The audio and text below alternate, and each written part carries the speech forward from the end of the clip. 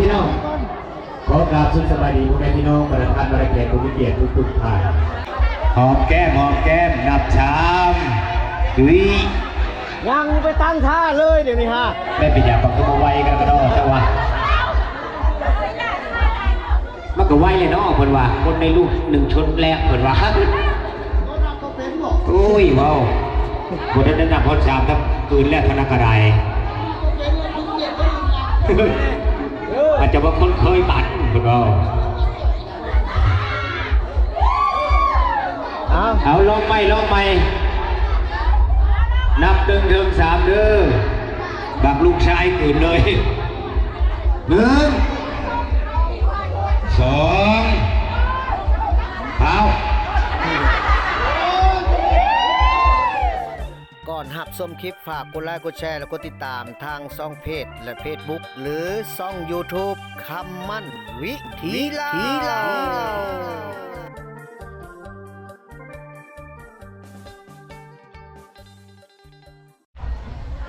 ก็ถือว่าขอกราบสบายดีและสวัสดีมื้อนี้ก็ถือโอกาสเนาะแล้วก็ถือเป็นเกียรติมาเก็บภาพบรรยากาศงานดองของยาอ้ายมิวอยู่ที่บ้านนาธานเมืองมหาไซแขวงขมวนเป็นอย่างไรนั้นเดี๋ยวเราจะเข้าไปเก็บภาพบรรยากาศทางในลายเลยได้พี่น้องเลยโอ้กำลังรับประทานอาหารเที่ยงเนาะรวงลายโอ้โต๊ะนี่เต็กสุดเลยกินแล้วละบ่จังพากันนั่งสลงเสลงอย่างนี้คือสินั่งท้องย่อนนั่งตากระย่านแล้วเนาะ นั่งตาย่านแล้วเฮ็ดอันเทเลอร์สลาอยู่ล่ะ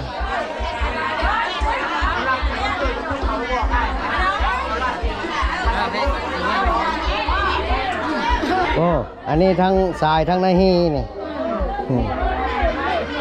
ทางนี้แห่งเต็กกำลังงมตากันสุภาพตาบอดได้งมตากันนะโต๊ะนี้กำลังงมตากันได้พี่น้องเลยกำลังชกกันแล้ว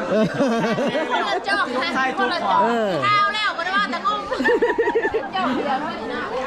จอกเดียวว่ามือแต่เศร้ามากเปลี่ยนย่อนี่นางท้องย่อนนางตากระยานเห็ดนั่งกันนะทรงโลงเชียงเลงสงสัยนางท้องพ้นย้อนแล้วนี่ไอ้หนุ่มมันต้นเท่าแก่มันต้นอันนั้นไอ้หนุ่มกะตี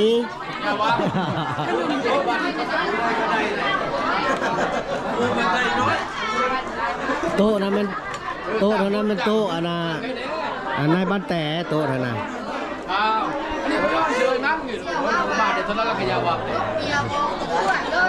ตัวเต้นนี่3 เต้นนี่เฮียเวียกอันนี้หนุ่มบ้านอีลานเนี่ยหนุ่มบ้านนางลานอันนี้แหละแม่นนักห้องเสียงดีเสียงอมตะเจ้าของผลงานเพลงอย่างกำลังบนสีดังไหนเดี๋ยวไหนรอคนใจดำรอสายคนใจดำรอสายคนใจดำ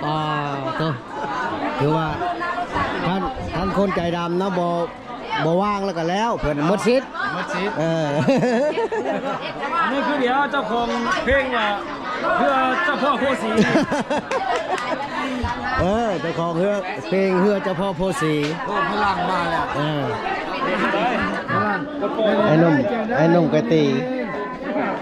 สบายดีกินเบียร์เนาะกินข้าวอิ่มแล้วตีเดี๋ยวว่าอันนี้ก็เป็นภาพบรรยากาศในงานที่ลงคู่แขนไพ่ที่คู่แขนไพ่ขึ้นไปคู่แขนเอาลานไพ่ไปนี่ข้าวอิ่มแล้วโอ้เป็นคู่แขนเอาลานไพ่นี่โต๊ะนี้มีแต่4 พระองค์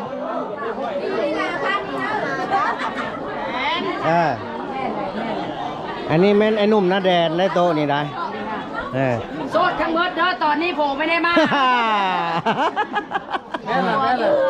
ธรรมดา ไฟเที่ยงธรรมดาดิ อันนั้นเป็นในบ้านแต่ ไฟเที่ยง เจ้าของ ในบ้านแต่ลงทุนมาเย็นเบ๋กินมื้อนี้ เอ ค่ะ อเจ้าระบบธรรมดาเนาะยั่วเอาในบ้านมาเย็นเบียร์ให้กินป่อ บุญมีระเบิดนี่ ถือว่าปัญญาลายขนาดนะยั่วเอาในบ้านผู้มาเย็นเบียร์ให้กิน เออยังไม่ได้เย็นเบ๋แล้วลูกกิน โอ้ยแล้วเลยอันนี้ก็เมียในบ้านแต่เจ้าของผลงานเพลงหยังนกเขาขันเออหัวเมานกเขาบกขันอันนั้นก็ในบ้านแต่เจ้าของผลงานเพลงอย่างที่ดังที่สุดในช่อง ไม่แม่นดังที่สุดดอกดังกว่าน้ำพอดี ดังกว่าหมู่ในช่อง ดังย้อนเขาเปิดตู้และดัง ยอดวิวสูงกว่าหมู่ใน นี่ยกจอกสลงในเก้า แล้วก็มาปีเนอร์ โอ้ กับกำดูด โหยกจอกสลองเมียเก้าวะปอแล้วก็เพลงกำดูด มาปีเนอร์อีก มาปีใหญ่อีกก็ธรรมดาได้เพลงในบ้านแต่นี่มีแต่แบบแปลกๆมีเขากำดูดว่ะ มาเปลี่ยนเงิน นี่เด้ มาเปลี่ยนเงินน้อย อันนี้เนี่ยไปเป็นนักร้องเต้นี่โมเมนเนาะสายเมาอย่างเดียว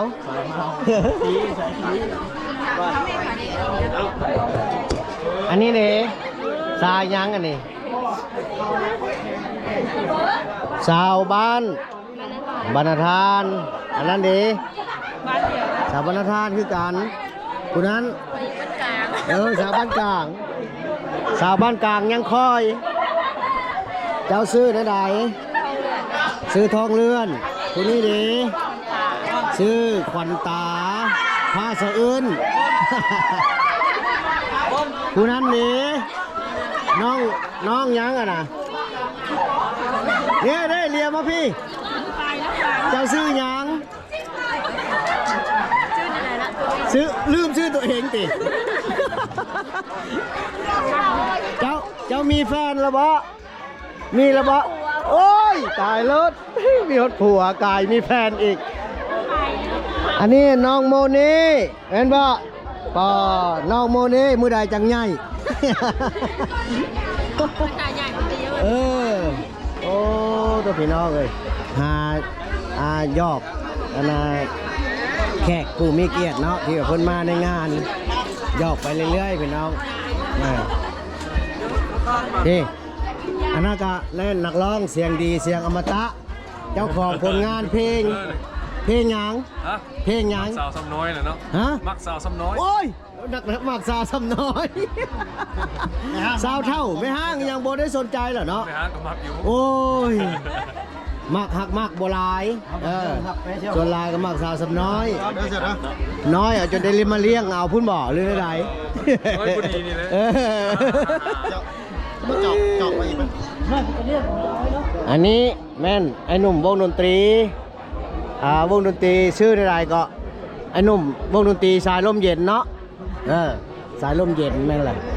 ท่านน้อยบริการน้อยรับซื้อน้อยโอ้นี่ฮะโอ้ยหัวกายเนาะตัวโอ้โต๊ะนี่มีแต่2 คนหน้าแร่เอ้ยเขาห้าไม่ยังว่างบ่นี่ก็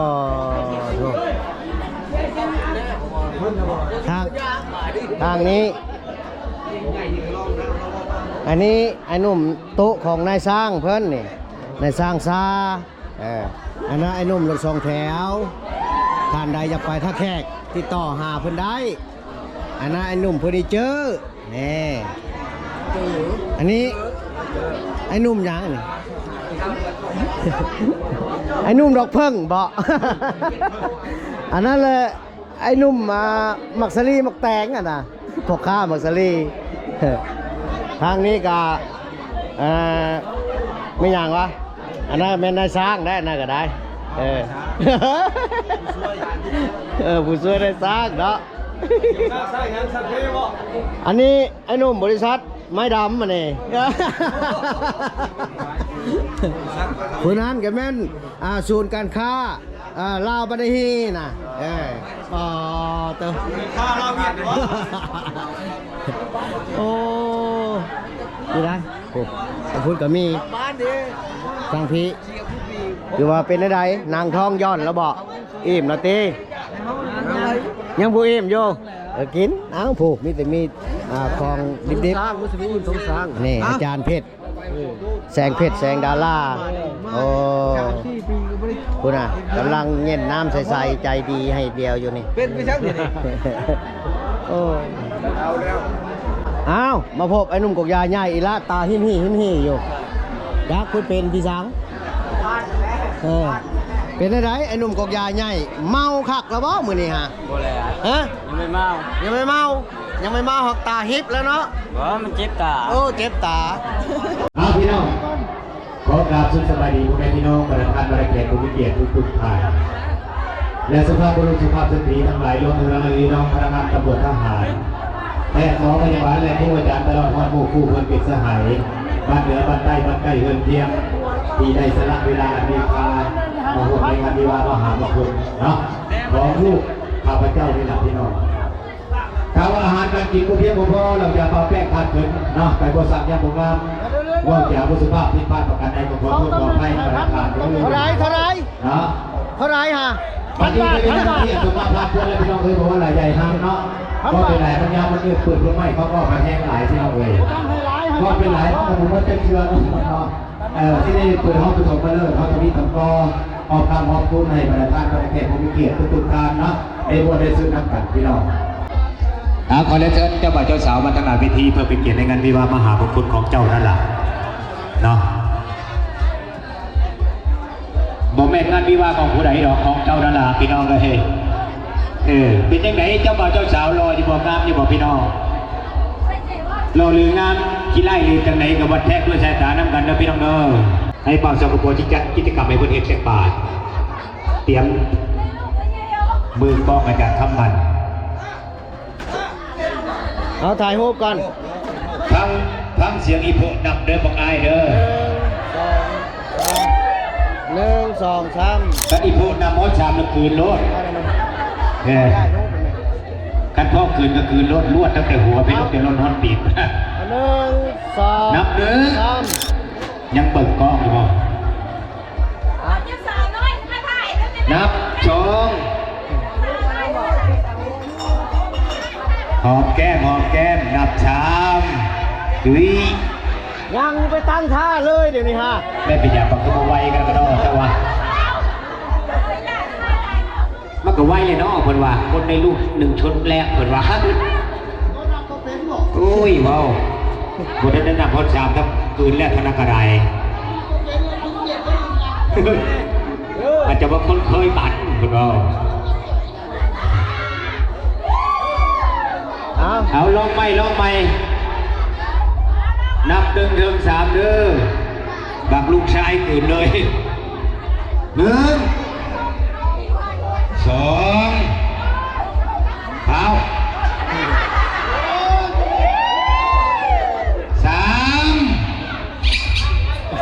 โอ้ยเป็นหวานพี่น้องกันบาทนี้ถึงทีลูกไฟบาทนี้เป็นสังกัดผู้สูงกับผู้ต่ำเนี่ยมันสิบริจังแย่ใช่สมองพี่น้องเอาพังเด้อลูกไฟเด้อพังเสียงหนับเด้อพังเสียงหนับพอเท่าเท้าสิ่งของเกินนับ1ก้มลงเลยเด้อนับ2นับ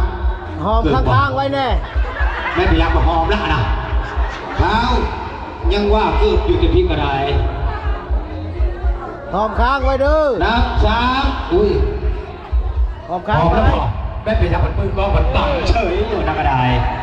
โอ้ยมันก็บ่เห็นจากเตือแล้วพี่น้องแล้วระบบพี่น้องท่านจะบอกกองทำก็ได้ท่านจะบอกอาจารย์ทำมันบริเอียงบอกถ้าบริเอียงแล้วก็อยู่ดีมีอยู่ดีมีแห้งก็จะไม่ได้ความใจจะถึง